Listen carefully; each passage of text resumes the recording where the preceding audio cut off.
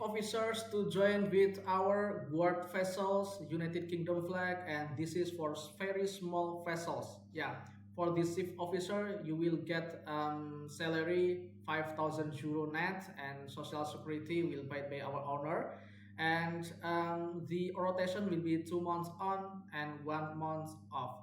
For these vacancies, you need to have basic French language. If you didn't have it, you can learn it first, and we will provide you the learning module to have speak French.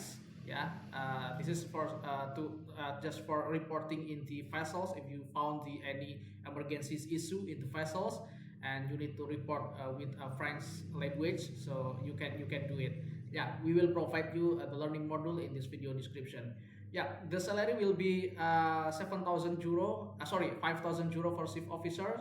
7,000 euro is for skipper, and the requirement, you need to have a COC for officer in charge navigation watch, or skipper. It's not problem, and you need to have GMDSS also, and medical care. You need to have good English and basic French language. Yeah, this you can send your application to our email, or you can put it directly to our database. We will provide you this information in this video description.